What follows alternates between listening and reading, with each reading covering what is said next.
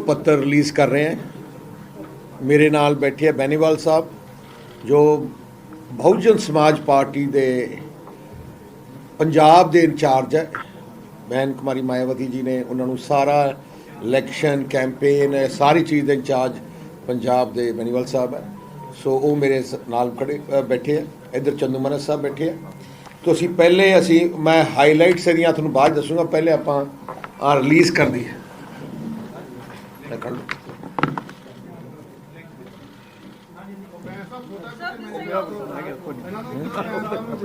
हाँ दे दो खालसा जी ने भी दो। हाँ लो लो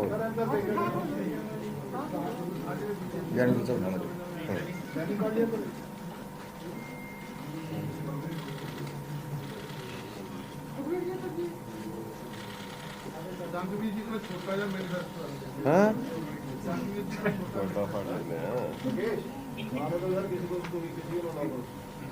जब हो जाए तो बताना।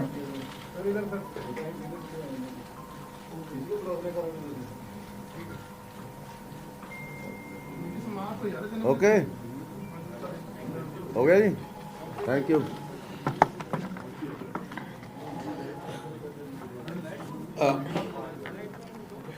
सर कॉपीज डिस्ट्रीब्यूट भी करवा दियो जी। ਇਹਦੇ ਬਾਅਦ ਆਪਾਂ ਡਿਸਟ੍ਰੀਬਿਊਟ ਕਰ ਦਿੰਦੇ ਹਾਂ। ਬਾਅਦ ਚ ਕਰਾਂਗੇ ਤੇ ਕਿਹਨਾਂ ਆਪਾਂ ਜਾਣ ਲੱਗੇ ਪੋਲੀਟੀਕਲ ਪਾਰਟੀਜ਼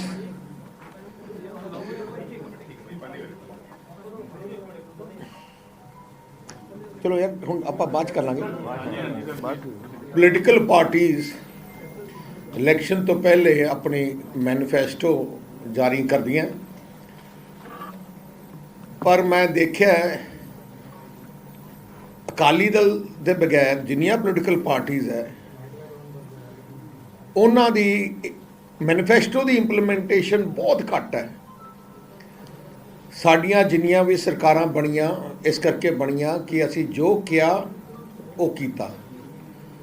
ਜਿੰਨੀਆਂ ਵੀ ਅੱਜ ਸਕੀਮਸ ਪੰਜਾਬ ਚੱਲ ਰਹੀਆਂ ਗਰੀਬ ਨੂੰ, ਕਿਸਾਨ ਨੂੰ, ਡਿਵੈਲਪਮੈਂਟ ਨੂੰ, ਉਹ ਸਾਰੀਆਂ ਹੀ ਸ਼੍ਰੋਮਣੀ ਅਕਾਲੀ ਦਲ ਦੀ ਸਰਕਾਰਾਂ ਦੇ ਦੌਰਾਨ ਹੀ ਬਣੀਆਂ। ਪਿਛਲੀ ਵਾਰ ਤੁਸੀਂ ਜਾਣਦੇ ਹੋ ਕੈਪਟਨ ਅਮਰਿੰਦਰ ਸਿੰਘ ਨੇ, ਕਾਂਗਰਸ ਪਾਰਟੀ ਨੇ ਸੋਨੀਆ ਗਾਂਧੀ ਦੇ ਅਪਰੂਵਲ ਤੇ ਜੋ ਮੈਨੀਫੈਸਟੋ ਕਾਂਗਰਸ ਦਾ ਜਾਰੀ ਹੋਇਆ ਸੀ ਉਹ ਸਰ ਮਨਮੋਹਨ ਸਿੰਘ, ਸੋਨੀਆ ਗਾਂਧੀ ਉਹਨਾਂ ਦੀ ਅਪਰੂਵਲ ਤੇ ਹੋਇਆ ਸੀ। ਗੁਟਕਾ ਸਾਹਿਬ ਦੀਆਂ ਸਹੁੰਆਂ ਖਾ ਕੇ ਮੁੱਕਰ ਗਏ ਤੇ ਇਹਨਾਂ ਦਾ ਇੰਪਲੀਮੈਂਟੇਸ਼ਨ ਪਿਛਲਾ ਮੈਨੀਫੈਸਟੋ ਮਿਲਾ 5% ਵੀ ਨਹੀਂ ਹੋਣਾ। ਤੇ ਆਮ ਆਦਮੀ ਪਾਰਟੀ ਤਾਂ ਤੁਹਾਨੂੰ ਪਤਾ ਹੀ ਹੈ ਉਹ ਕਹਿੰਦੀ ਕੁਛ ਹੈ ਕਰਤੀ ਕੁਛ ਹੈ, ਐਂਟੀ ਪੰਜਾਬ ਪਾਰਟੀ ਹੈ। ਸੋ ਸ਼੍ਰੋਮਣੀ ਅਕਾਲੀ ਦਲ BSP ਨੇ ਬੜੇ ਸੋਚ ਸਮਝ ਕੇ ਜਿਸ ਚੀਜ਼ ਦੀ ਲੋੜ ਹੈ ਉਹਨੂੰ ਦੇਖ ਕੇ ਕਿਵੇਂ ਉਹ ਫਾਈਨੈਂਸ਼ਲੀ ਪੂਰਾ ਕਰਾਂਗੇ ਉਹ ਸਾਰਾ ਸਮਝ ਕੇ ਅਸੀਂ ਆਪਣਾ ਚੋਣ ਮੈਨੀਫੈਸਟੋ ਜਾਰੀ ਕੀਤਾ। ਇਹਦੇ ਕਈ ਹਾਈਲਾਈਟਸ ਆ, ਮੈਂ ਇੱਕ ਇੱਕ ਕਰਕੇ ਤੁਹਾਡੇ ਕੋਲੇ ਇੱਕ ਹਾਈਲਾਈਟ ਚਾਹੂੰਗਾ। ਇੱਕ ਤਾਂ ਪਹਿਲੇ ਮੈਂ ਸ਼ੁਰੂ ਕਰਦਾ ਵੈਲਫੇਅਰ ਸਕੀਮਸ ਤੇ ਜਿਹੜੀ ਪੈਨਸ਼ਨ ਹੈ 1500 ਰੁਪਇਆ ਪੈਨਸ਼ਨ ਅੱਜ ਬਜ਼ੁਰਗਾਂ ਨੂੰ ਮਿਲ ਰਹੀਆਂ। ਅਸੀਂ ਸਾਡੀ ਆਉਣ ਵਾਲੀ ਸਰਕਾਰ ਵਿੱਚ 1500 ਤੋਂ ਵਧਾ ਕੇ 3100 ਰੁਪਇਆ ਪੈਨਸ਼ਨ ਕੀਤੀ ਜਾਊਗੀ ਪੰਜਾਬ ਵਿੱਚ। ਜਿਹੜੀ ਸ਼ਗਨ ਸਕੀਮ ਬਾਦਲ ਸਾਹਿਬ ਨੇ ਪੰਜਾਬ 'ਚ ਸ਼ੁਰੂ ਕੀਤੀ ਸੀ, ਯਾਦ ਹੈ 15000 ਰੁਪये ਪਹਿਲੇ ਸ਼ਗਨ ਦਿੰਦੇ ਹੁੰਦੇ ਸੀ ਜੋ ਸ਼ੁਰੂ ਕੀਤੀ ਸੀ ਬਾਦਲ ਸਾਹਿਬ ਨੇ, ਹੁਣ 51000 ਹੈ ਤੇ ਅਸੀਂ ਵਧਾ ਕੇ 75000 ਰੁਪਇਆ ਇੱਕ ਸ਼ਾਦੀ ਲੜਕੀ ਦੀ ਸ਼ਾਦੀ ਵਾਸਤੇ ਦੇਵਾਂਗੇ। ਦੋਨੋਂ ਵੀ ਸਕੀਮਾਂ, ਪੈਨਸ਼ਨ ਵੀ ਅਸੀਂ ਸ਼ੁਰੂ ਕੀਤੀ ਸੀ, ਸ਼ਗਨ ਵੀ। ਹੁਣ ਅੱਗੇ ਇੱਕ ਅਸੀਂ ਐਕਟੀ ਮੇਰਾ ਬਹੁਤ ਵੱਡਾ ਥਰਸਟ ਗਰੀਬਾਂ ਦੇ ਮਕਾਨ ਬਣਾਉਣ ਤੇ ਰਹਿਣਾ ਹੈ। 5 ਲੱਖ ਮਕਾਨ ਅਸੀਂ ਗਰੀਬਾਂ ਦੇ 5 ਸਾਲਾਂ 'ਚ ਬਣਾਉਣੇ ਆ। ਤਕਰੀਬਨ 1 ਲੱਖ ਮਕਾਨ 1 ਸਾਲ ਦਾ ਅਕ੍ਰੋਸ ਸਟੇਟ ਇਨ ਅ ਲਾਰਜ ਸਕੇਲ। ਮੇਰਾ ਬਹੁਤ ਵੱਡਾ ਥਰਸਟ ਗਰੀਬਾਂ ਦੇ ਮਕਾਨ ਬਣਾਉਣ ਤੇ ਰਹਿਣਾ ਹੈ। 5 ਲੱਖ ਮਕਾਨ ਅਸੀਂ ਗਰੀਬਾਂ ਦੇ 5 ਸਾਲਾਂ 'ਚ ਬਣਾਉਣੇ ਆ। ਤਕਰੀਬਨ 1 ਲੱਖ ਮਕਾਨ 1 ਸਾਲ ਦਾ ਅਕ੍ਰੋਸ ਸਟੇਟ ਇਨ ਅ ਲਾਰਜ ਸਕੇਲ। ਜਿਨ੍ਹਾਂ ਕੋਲੇ ਕੋਈ ਮਕਾਨ ਨਹੀਂ ਹੈ। ਸੋ ਆ ਇੱਕ ਬਹੁਤ ਵੱਡਾ ਅਸੀਂ ਸਕੀਮ ਲੈ ਕੇ ਆਏ ਹਾਂ। ਇੱਕ ਅਸੀਂ ਪਿਛਲੀ ਵਾਰ ਭਾਈ ਕਨਈਆ ਸਕੀਮ ਅਸੀਂ ਲਿਆਂਦੀ, ਜਿੱਥੇ 2 ਲੱਖ ਰੁਪਏ ਤੱਕ ਮੈਡੀਕਲ ਇੰਸ਼ੋਰੈਂਸ ਸੀ, ਤੁਸੀਂ ਕਿਤੇ ਮਰਜ਼ੀ ਇਲਾਜ ਕਰਾ ਸਕਦੇ ਹੋ, ਪਰ ਕਾਂਗਰਸ ਨੇ ਬੰਦ ਕਰ ਦਿੱਤੀ। ਅਸੀਂ ਭਾਈ ਕਨਈਆ ਸਕੀਮ ਫਿਰ ਤੋਂ ਲਾਂਚ ਕਰਾਂਗੇ, ਫਿਰ ਤੋਂ ਲੈ ਕੇ ਆਵਾਂਗੇ, ਪਰ ਹੁਣ 10 ਲੱਖ ਰੁਪਏ ਮੈਡੀਕਲ ਇੰਸ਼ੋਰੈਂਸ ਹੋਊਗੀ ਪਰਿਵਾਰ ਦੀ, ਪੂਰੇ ਪਰਿਵਾਰ ਦੀ। ਜਿੰਨੇ ਵੀ ਇੱਕ ਅਸੀਂ ਸਟੂਡੈਂਟ ਕਾਰਡ ਸਕੀਮ ਅਸੀਂ ਲੈ ਕੇ ਆ ਰਹੇ ਹਾਂ। ਜਿਹੜੇ ਬੱਚਾ ਬੱਚੀ ਨੇ ਕਿਤੇ ਵੀ ਐਡਮਿਸ਼ਨ ਲੈਣੀ ਹੈ ਹਿੰਦੁਸਤਾਨ 'ਚ, ਭਾਵੇਂ ਦਿੱਲੀ, ਭਾਵੇਂ ਚੰਡੀਗੜ੍ਹ, ਭਾਵੇਂ ਬੰਬੇ, ਭਾਵੇਂ ਬਾਹਰਲੇ ਮੁਲਕ, ਉਹਨਾਂ ਨੂੰ 10 ਲੱਖ ਰੁਪਏ ਦਾ ਸਟੂਡੈਂਟ ਕਾਰਡ ਬਣਾਇਆ ਜਾਊਗਾ। ਉਸ ਯੂਨੀਵਰਸਿਟੀ ਦਾ ਸਿੱਧੀ ਐਡਮਿਸ਼ਨ ਮਿਲ ਜਾਂਦੀ ਹੈ। ਸਾਨੂੰ ਉਹ ਚਿੱਠੀ ਭੇਜਣਗੇ, ਅਕਾਊਂਟ ਨੰਬਰ ਅਪਰੂਵਲ ਦੇਣਗੇ, ਤੇ 10 ਲੱਖ ਰੁਪਇਆ ਸਟੂਡੈਂਟ ਕਾਰਡ ਦੇ ਲਿਮਿਟ ਹੋਊਗੀ ਕਿ ਉਹਨਾਂ ਨੂੰ ਉਸ 10 ਲੱਖ ਚੋਂ ਜਿੰਨਾ ਪੈਸਾ ਯੂਨੀਵਰਸਿਟੀ ਨੂੰ ਜਾਣਾ ਹੈ, ਉਸ 10 ਲੱਖ ਦੀ ਲਿਮਿਟ ਤੋਂ ਉਹਨਾਂ ਨੂੰ ਜਾਊਗਾ। ਬਾਕੀ ਅਸੀਂ ਜਿਹੜੀ ਐਜੂਕੇਸ਼ਨ ਵਾਸਤੇ ਮੈਂ ਜਿਹੜਾ ਸਰਕਾਰੀ ਢਾਂਚਾ ਹੈ ਸਕੂਲਾਂ ਦਾ, ਉਹ ਮੈਂ ਬਿਲਕੁਲ ਰੀਵੈਂਪ ਕਰਨਾ ਹੈ। ਮੇਰੀਆਂ ਪ੍ਰਾਇਰਟੀਜ਼ ਆਉਣ ਵਾਲੀ ਸਰਕਾਰ ਦੀਆਂ 2 ਵੱਡੀਆਂ ਪ੍ਰਾਇਰਟੀਜ਼ ਹੈ। ਇੱਕ, ਸਰਕਾਰੀ ਸਕੂਲ ਦਾ ਸਿਸਟਮ ਠੀਕ ਕਰਨਾ, ਦੂਜਾ ਹਸਪੀਟਲ ਠੀਕ ਕਰਨੇ, ਸਰਕਾਰੀ ਮੈਡੀਕਲ ਹਸਪੀਟਲ। ਆ 2 ਮੇਨ ਥਰਸਟ ਹੈ। ਸਰਕਾਰੀ ਸਕੂਲ ਜੇ ਠੀਕ ਕਰਨ ਵਾਸਤੇ, ਜਿਹੜੇ ਆਪਣੇ ਪਿੰਡਾਂ ਵਿੱਚ 2 ਕਮਰੇ, 6 ਕਮਰੇ, 7 ਕਮਰਿਆਂ ਦੇ ਸਕੂਲ ਹੈ, 2 ਟੀਚਰ ਹੈ, 3 ਟੀਚਰ ਹੈ, ਅੱਧੇ ਕੋਈ ਨਾ ਲੈਬੋਰੇਟਰੀਜ਼ ਹੈ, ਨਾ ਕੰਪਿਊਟਰ ਹੈਗੇ, ਲੈਬਸ ਹੈ, ਕੁਝ ਵੀ ਨਹੀਂ ਹੈ। ਆਹੀ ਕਾਰਨ ਹੈ ਕਿ 10ਵੀਂ ਦੇ ਬਾਅਦ ਬੱਚੇ ਅੱਗੇ ਨਹੀਂ ਪੜ੍ਹਦੇ, 10ਵੀਂ ਦੇ ਬਾਅਦ ਬਾਹਰ ਨੌਕਰੀ ਕਰਨ ਜੋਗੇ ਨਹੀਂ ਹੁੰਦੇ, ਕਿਉਂਕਿ ਉਹਨਾਂ ਦੇ ਨੰਬਰ ਵੀ ਨਹੀਂ ਆਉਂਦੇ, ਕੁਆਲਿਟੀ ਆਫ ਐਜੂਕੇਸ਼ਨ ਹੈ ਨਹੀਂ। ਮੇਰਾ ਸਟ੍ਰੈਸ ਐਕਟੀ ਕੁਆਲਿਟੀ ਤੇ ਹੈ, ਕੁਆਂਟੀਟੀ ਤੇ ਨਹੀਂ। ਸੋ ਉਹਦੇ ਵਾਸਤੇ ਅਸੀਂ ਹਰ 25,000 ਆਬਾਦੀ ਦੇ ਅੰਦਰ 5,000 ਬੱਚੇ ਦਾ ਮੈਗਾ ਸਕੂਲ ਬਣਾਵਾਂਗੇ। ਮਤਲਬ ਇੱਕ ਹਲਕੇ ਤਕਰੀਬਨ 10-12 ਮੈਗਾ ਸਕੂਲ ਸਰਕਾਰੀ ਬਣਾਏ ਜਾਣਗੇ। ਉਹਨਾਂ ਦੇ ਟੀਚਰਾਂ ਦੇ ਮਕਾਨ ਵੀ ਉਹਦੇ ਵਿੱਚ ਹੋਣਗੇ। ਕੰਪਲੈਕਸ ਹੋਊਗਾ 10 ਏਕੜ ਦੇ ਵਿੱਚ, ਉਹਦੇ ਵਿੱਚ ਨਾਲ ਹੀ ਸਟੇਡੀਅਮ ਜਾਂ ਲੈਬੋਰੇਟਰੀ, ਸਾਰਾ ਕੁਝ ਕੰਪਲੈਕਸ ਹੋ ਜਾਊਗਾ। ਘੱਟ ਤੋਂ ਘੱਟ ਜਿਹੜੇ ਬੱਚੇ ਉੱਥੇ ਪੜ੍ਹਨਗੇ ਉਹਨਾਂ ਨੂੰ ਕੁਆਲਿਟੀ ਪੜ੍ਹਾਈ ਹੋਊਗੀ। ਦੂਜੀ ਗੱਲ, ਅਸੀਂ ਐਕਟ ਲੈ ਕੇ ਆਵਾਂਗੇ ਕਿ ਜਿੰਨੇ ਵੀ ਕਾਲਜ ਪੰਜਾਬ ਦੇ ਆ, ਪ੍ਰਾਈਵੇਟ ਜਾਂ ਸਰਕਾਰੀ, 33% ਸੀਟਾਂ ਰਿਜ਼ਰਵ ਕਰਨੀਆਂ ਪੈਣੀਆਂ ਸਰਕਾਰੀ ਸਕੂਲ ਦੇ ਪੜ੍ਹੇ ਹੋਏ ਬੱਚਿਆਂ ਵਾਸਤੇ, ਤੇ ਉਹਦਾ ਖਰਚਾ ਵੀ ਪੰਜਾਬ ਸਰਕਾਰ ਦੇਗੀ। ਮੈਂ ਚਾਹੁੰਦਾ ਕਿ ਆਪਣੇ ਗਰੀਬ ਬੱਚੇ ਸਰਕਾਰੀ ਸਕੂਲ ਦੇ ਪੜ੍ਹਦੇ ਕਾਲਜਾਂ ਜਾਣ, ਚੰਗੇ ਨੰਬਰ ਲੈਣ, ਉਹਦੇ ਬਾਅਦ ਚੰਗੇ ਜੌਬਸ ਕ੍ਰੀਏਟ ਹੋਣ। 6 ਯੂਨੀਵਰਸਿਟੀਆਂ ਅਸੀਂ ਪਲਾਨ ਕੀਤੀਆਂ, ਜਿਹੜੀਆਂ ਅਸੀਂ ਇਮੀਡੀਏਟਲੀ ਆਪਣੀ ਸਰਕਾਰ 'ਚ ਬਣਾਵਾਂਗੇ। ਇੱਕ ਬਾਬੂ ਕਾਂਸ਼ੀ ਰਾਮ ਜੀ ਦੇ ਨਾਂ ਤੇ ਦੁਆਬੇ 'ਚ ਇੱਕ ਯੂਨੀਵਰਸਿਟੀ ਬਣਾਈ ਜਾਊਗੀ। ਭਗਵਾਨ ਵਾਲਮੀਕੀ ਜੀ ਦੇ ਨਾਮ ਤੇ ਇੱਕ ਯੂਨੀਵਰਸਿਟੀ ਬਣਾਈ ਜਾਊਗੀ। ਬਾਬਾ ਸਾਹਿਬ ਅੰਬੇਡਕਰ ਸਾਹਿਬ ਦੇ ਨਾਂ ਤੇ ਯੂਨੀਵਰਸਿਟੀ ਬਣਾਈ ਜਾਊਗੀ। ਇੱਕ ਅਸੀਂ ਸਕਿੱਲ ਯੂਨੀਵਰਸਿਟੀ, ਜਿਹੜੀ ਇੰਡੀਆ ਦੀ ਸਭ ਤੋਂ ਵੱਡੀ ਸਕਿੱਲ ਯੂਨੀਵਰਸਿਟੀ, ਉਹ ਬਣਾਈ ਜਾਊਗੀ। ਉਹਦੇ 'ਚ ਕੀ ਮੇਰਾ ਪਲਾਨ ਕੀ ਹੈ, ਹਰ ਕੰਪਨੀ ਨੂੰ ਇੱਕ ਸਕਿੱਲ ਯੂਨੀਵਰਸਿਟੀ ਦਾ ਇੱਕ ਡਿਪਾਰਟਮੈਂਟ ਦਿੱਤਾ ਜਾਊਗਾ। ਜਿਵੇਂ L&T ਹੈ, ਉਹ ਕੰਸਟਰਕਸ਼ਨ ਦਾ ਸੈਕਸ਼ਨ ਜਿਹੜਾ ਡਿਪਾਰਟਮੈਂਟ ਹੋਊਗਾ ਉਹਦਾ ਹੋਊਗਾ। ਬਹੁਤ ਵਧੀਆ L&T ਨੇ ਸਕਿੱਲ ਕਾਲਜ ਖੋਲ੍ਹਿਆ ਲੰਬੀ ਹਲਕੇ 'ਚ, ਜਿੱਥੇ ਮੇਸਨਰੀ, ਇਲੈਕਟ੍ਰੀਕਲ ਸਾਰੇ ਦੀ ਟ੍ਰੇਨਿੰਗ ਹੁੰਦੀ ਹੈ ਬੱਚਿਆਂ ਨੂੰ। ਸੋ ਇੱਕ ਕੈਂਪਸ, ਜਿਵੇਂ ਟਾਟਾਜ਼ ਨਾਲ ਗੱਲ ਕਰਕੇ ਅਸੀਂ ਜਦੋਂ heavy driving training plus mechanics ਦੀ ਉਹ ਜਿਹੜੀ ਸਕਿੱਲ ਡਿਵੈਲਪਮੈਂਟ ਹੋਊਗੀ, ਉਵੇਂ ਹੀ ਓਸਵਾਲਸ ਨਾਲ ਮਿਲ ਕੇ ਅਸੀਂ ਟੈਕਸਟਾਈਲ ਤੇ ਉਹਨਾਂ ਦੇ ਵਿੱਚ ਕਰਾਂਗੇ। ਉਵੇਂ ਜਿਵੇਂ ਸੋਨਾਲੀਕਾ ਤੇ ਇਹਨਾਂ ਨਾਲ ਕਰਕੇ they will look at automobile parts the training the. So we will give ਇੱਕ 200 ਏਕੜ ਦੇ ਕੈਂਪਸ ਵਿੱਚ ਇੰਡਸਟਰੀ ਦੇ ਸੈਪਰੇਟ ਕੈਂਪਸ ਬਣਾ ਕੇ, ਤੇ ਉਹ ਜਿਹੜੀ ਸਕਿੱਲ ਯੂਨੀਵਰਸਿਟੀ ਹੈ ਚਲਾਊਗੀ ਵੀ ਆ, ਇੰਡਸਟਰੀ ਚਲਾਊਗੀ। ਉਹਨਾਂ ਦਾ ਬੋਰਡ ਬਣ ਜਾਊਗਾ ਜਿਨ੍ਹਾਂ ਦਾ ਹੈਗਾ। ਇੱਕ ਅਸੀਂ ਅੱਜ ਕੱਲ੍ਹ ਏਵੀਏਸ਼ਨ ਦੀ ਬੜੀ ਮੰਗ ਹੈ, ਸੋ ਘੱਟ ਤੋਂ ਘੱਟ 3 ਜਾਂ 4 ਫਲਾਈਂਗ ਅਕੈਡਮੀਜ਼ ਅਸੀਂ ਪੰਜਾਬ 'ਚ ਖੋਲਾਂਗੇ। ਇੱਕ ਨਿਊ ਚੰਡੀਗੜ੍ਹ ਵਿੱਚ ਫਿਲਮ ਸਿਟੀ ਬਣਾਈ ਜਾਊਗੀ, ਕਿਉਂਕਿ ਅੱਜ ਦੇਖੋ ਨਾਰਥ ਇੰਡੀਆ 'ਚ ਕੋਈ ਫਿਲਮ ਪ੍ਰੋਡਕਸ਼ਨ ਤੇ ਐਡੀਟਿੰਗ ਇਹ ਜੀ ਕੋਈ ਫੈਸਿਲਿਟੀ ਨਹੀਂ ਹੈ। ਸੋ ਸਾਰੇ ਹੀ ਬੰਬੇ ਸਾਰੀਆਂ ਹੁੰਦੀਆਂ, ਜਿੰਨੀ ਪੰਜਾਬੀ ਫਿਲਮ ਇੰਡਸਟਰੀ ਹੈ, ਮਿਊਜ਼ਿਕ ਇੰਡਸਟਰੀ ਹੈ, ਸਾਰੀ ਨੂੰ ਇੱਕ ਬਹੁਤ ਵੱਡਾ ਅਸੀਂ ਇਕੱਲਾ ਪ੍ਰੋਫੈਸ਼ਨਲ ਅਸੀਂ ਇੱਥੇ ਫਿਲਮ ਸਿਟੀ ਬਣਾਵਾਂਗੇ ਮੁਹਾਲੀ ਵਿੱਚ। ਇੱਕ ਮੈਂ 2 ਗੱਲਾਂ ਹੋਰ ਕਰਨ ਲੱਗੇ ਹਾਂ। ਇੱਕ ਕੰਢੀ ਏਰੀਆ ਡਿਵੈਲਪਮੈਂਟ ਮਿਨਿਸਟਰੀ, ਜਿੰਨਾ ਕੰਢੀ ਏਰੀਆ ਹੈ ਉਹਨਾਂ ਦੀਆਂ ਮੁਸ਼ਕਲਾਂ ਬਹੁਤ ਅਲੱਗ ਹੈ ਆਪਣੇ ਨਾਲੋਂ, ਬਾਕੀ ਪੰਜਾਬ ਨਾਲੋਂ। ਉੱਥੇ ਲੋਕਾਂ ਦਾ ਰਹਿਣ ਸਹਿਣ ਪ੍ਰੋਬਲਮ, ਪਾਣੀ ਦੀ, ਪੀਣ ਵਾਲੇ ਦੀ, ਇਰੀਗੇਸ਼ਨ ਦੀ, ਹੋਰ ਬਹੁਤ ਪ੍ਰੋਬਲਮ, ਕਿਉਂਕਿ ਪਹਾੜੀ ਏਰੀਆ ਹੈ। ਤਕਰੀਬਨ 20-22 ਹਲਕੇ ਆਉਂਦੇ ਆ ਕੰਢੀ ਏਰੀਆ ਵਿੱਚ। ਡੇਰਾਬੱਸੀ ਤੋਂ ਲੈ ਕੇ ਪਠਾਨਕੋਟ ਤੱਕ ਕੰਢੀ ਏਰੀਆ ਜਾਂਦਾ ਹੈ। ਸੋ ਸੈਪਰੇਟ ਮਿਨਿਸਟਰ, ਸੈਪਰੇਟ ਮਿਨਿਸਟਰੀ ਕੰਢੀ ਏਰੀਆ ਡਿਵੈਲਪਮੈਂਟ ਮਿਨਿਸਟਰੀ, ਤੇ ਉਹਦਾ ਬਜਟ ਵੀ ਸੈਪਰੇਟ ਅਸੀਂ ਐਲੋਕੇਟ ਕਰਾਂਗੇ ਉਸ ਮਿਨਿਸਟਰੀ ਨੂੰ, ਸੋ ਦੈਟ ਉਹ ਜਿਹੜਾ ਮਿਨਿਸਟਰ ਹੋਊਗਾ ਉਹ ਕੱਲਾ ਉਸ ਤਰਫ ਕੰਢੀ ਏਰੀਆ ਤਰਫ ਡਿਵੈਲਪਮੈਂਟ ਦੀ ਤਰਫ ਉਹ ਕਨਸੈਂਟਰੇਟ ਕਰੂਗਾ। ਇੱਕ ਅਸੀਂ foreign employment and education ministry ਬਣਾਵਾਂਗੇ।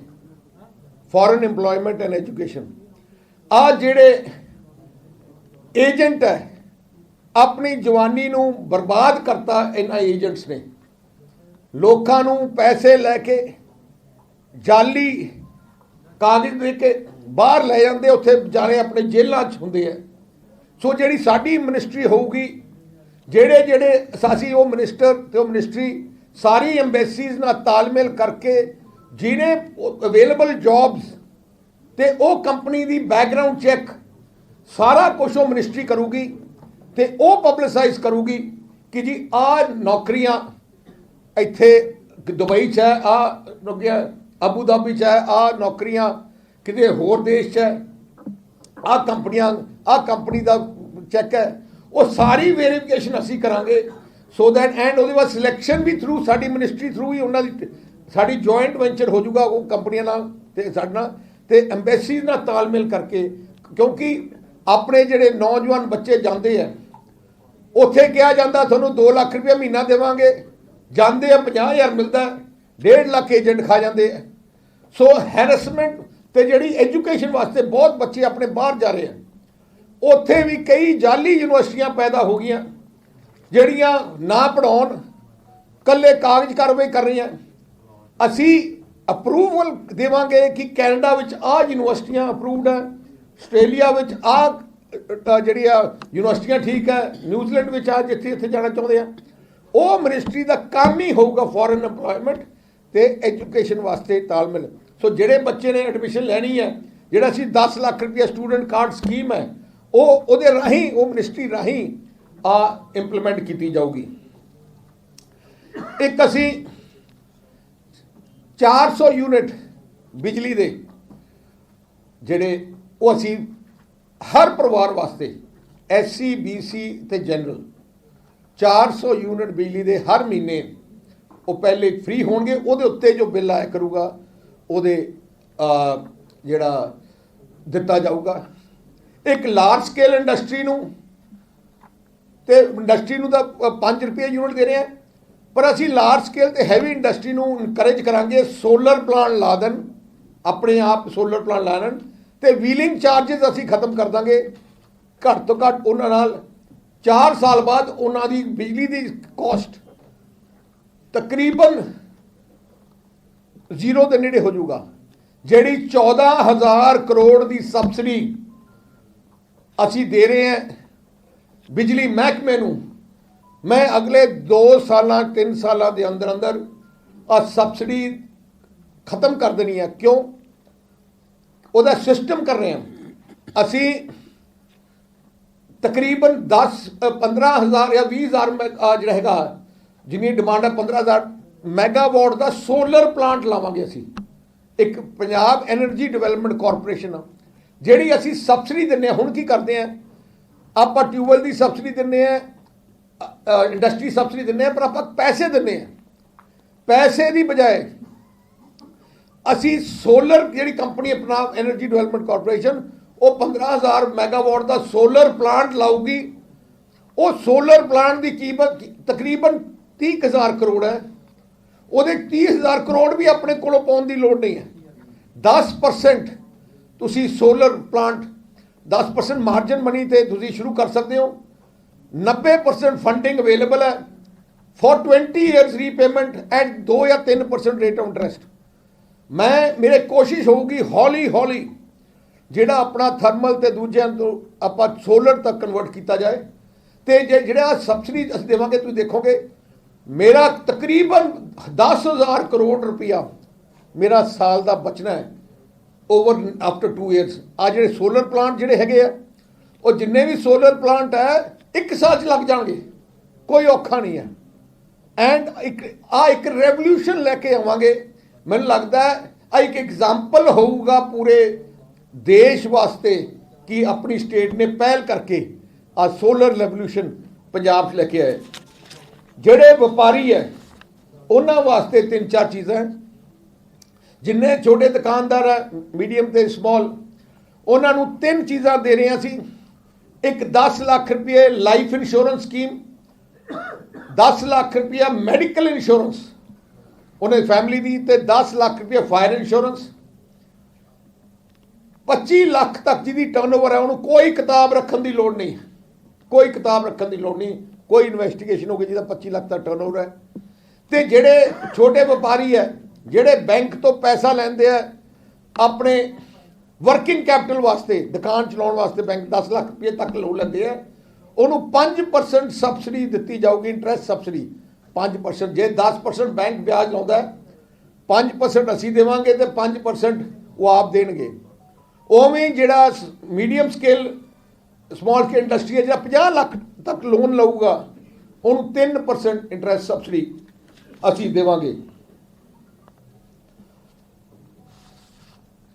ਬਾਕੀ ਜਿਹੜੇ EMPLOYEES ਵਾਸਤੇ ਇੱਕ ਤਾਂ ਅਸੀਂ 2004 ਦੀ ਮੰਗ ਹੈ ਆਪਣੇ ਮੁਲਾਜ਼ਮਾਂ ਦੀ ਕਿ 2004 ਤੋਂ ਜਦੋਂ ਪੈਨਸ਼ਨ ਸਕੀਮ ਲਾਗੂ ਕੀਤੀ ਜਾਏ। ਅਸੀਂ ਵਚਨਬੱਧ ਹੈ ਸਰਕਾਰ ਆਉਣ ਤੇ 2004 ਦੀ ਪੈਨਸ਼ਨ ਸਕੀਮ ਲਾਗੂ ਕੀਤੀ ਜਾਊਗੀ। ਜਿੰਨੇ ਪਿਛਲੇ 5 ਸਾਲਾਂ 'ਚ ਕੇਸ ਰਜਿਸਟਰ ਕੀਤੇ ਗਏ ਹੈ ਆਪਣੇ ਮੁਲਾਜ਼ਮਾਂ ਤੇ, ਕੈਪਟਨ ਅਮਰਿੰਦਰ ਸਿੰਘ ਦੀ ਸਰਕਾਰ ਨੇ ਕੇਸ ਰਜਿਸਟਰ ਕੀਤੇ ਹੈ, ਉਹ ਕੇਸ ਸਾਰੇ ਵਿਡਰਾਅ ਕੀਤੇ ਜਾਣਗੇ। ਅਸੀਂ ਚਾਹੁੰਦੇ ਹਾਂ ਕਿ EMPLOYEES ਸਾਰੀ ਸਰਕਾਰ ਚਲਾਉਂਦੇ ਹੈ ਤੇ ਮੇਰੀ ਸੋਚ ਹੈ ਜੇ EMPLOYEE ਖੁਸ਼ ਹੈ ਤੇ ਸਾਰੇ ਆਪਣੀ ਸਰਕਾਰ ਵੀ ਚੰਗੀ ਚੱਲੂਗੀ। ਜਿੰਨੇ ਵੀ ਪੇ ਕਮਿਸ਼ਨ ਪਿਛਲੇ ਜਦੋਂ ਦਾ ਪੰਜਾਬ ਬਣਿਆ ਜਿੰਨੇ ਪੇ ਕਮਿਸ਼ਨ ਆਏ ਆ ਸਾਰੇ ਸ਼ੁਰੂ ਬਾਦਲ ਸਾਹਿਬ ਨੇ ਕੀਤੇ ਤੇ ਇੰਪਲੀਮੈਂਟ ਵੀ ਬਾਦਲ ਸਾਹਿਬ ਨੇ ਕੀਤੇ। ਤੇ ਐਕਟੀ ਮੌਕਾ ਸੀ ਕਾਂਗਰਸ ਨੂੰ ਪੇ ਕਮਿਸ਼ਨ ਇੰਪਲੀਮੈਂਟ ਕਰਨ ਦਾ, ਪਰ ਨਹੀਂ ਕੀਤਾ। ਜਦੋਂ ਸਾਡੀ ਸਰਕਾਰ ਆਊਗੀ ਅਸੀਂ ਪੇ ਕਮਿਸ਼ਨ ਇੰਪਲੀਮੈਂਟ ਕਰਾਂਗੇ ਤੇ ਜਿੰਨੀਆਂ ਅਨੋਮਲੀਜ਼ ਹੈ ਸਾਰੀਆਂ ਉਹ ਉਹਨਾਂ ਨੂੰ ਫਿਰ ਤੋਂ ਠੀਕ ਕੀਤਾ ਜਾਊਗਾ, ਜਿਵੇਂ ਪਿਛਲੀ ਵਾਰ ਕੀਤਾ ਸੀ ਬਾਦਲ ਸਾਹਿਬ ਨੇ। ਪੇ ਕਮਿਸ਼ਨ ਤੋਂ ਵੀ ਵੱਧ ਅਸੀਂ ਕਰਤਾ ਸੀ ਪਿਛਲੀ ਵਾਰ ਬਾਦਲ ਸਾਹਿਬ ਜੋ 6th ਪੇ ਕਮਿਸ਼ਨ ਆਇਆ ਸੀ। ਇੱਕ ਅਸੀਂ ਉਹਨੇ LTC ਰਿਵਾਈਜ਼ ਦੀ ਮੰਗ ਆਈ ਹੈ ਉਹ ਕੀਤੀ ਜਾਊਗੀ। ਜਿਹੜੇ ਕੰਟਰੈਕਚੁਅਲ EMPLOYEES ਹੈ ਪਿਛਲੀ ਵਾਰ ਵੀ ਅਸੀਂ ਰੈਗੂਲਰ ਕੀਤੇ ਸੀ, ਹੁਣ ਵੀ ਕੰਟਰੈਕਚੁਅਲ EMPLOYEES ਉਹ ਰੈਗੂਲਰ ਕੀਤੇ ਜਾਣਗੇ। ਇੱਕ ਅਸੀਂ ਕੈਸ਼ਲੈਸ ਮੈਡੀਕਲ ਇੰਸ਼ੋਰੈਂਸ ਸਾਰੇ EMPLOYEES ਦੀ ਕੀਤੀ ਜਾਊਗੀ। 1 ਲੱਖ ਸਰਕਾਰੀ ਨੌਕਰੀ ਅਗਲੇ 5 ਸਾਲਾਂ 'ਚ ਦਿੱਤੀ ਜਾਊਗੀ। 1 ਲੱਖ ਤੋਂ ਵੱਧ ਕੋਈ ਸਰਕਾਰੀ ਨੌਕਰੀ ਦੇ ਹੀ ਨਹੀਂ ਸਕਦਾ। ਅਸੀਂ ਜਿੰਨੀਆਂ ਪੋਸਟਾਂ ਖਾਲੀ ਹੈ ਅਸੀਂ ਐਫੀਸ਼ੀਐਂਸੀ ਚਾਹੁੰਦੇ ਹਾਂ ਕਿ ਸਰਕਾਰ ਐਫੀਸ਼ੀਐਂਟਲੀ ਚੱਲੇ।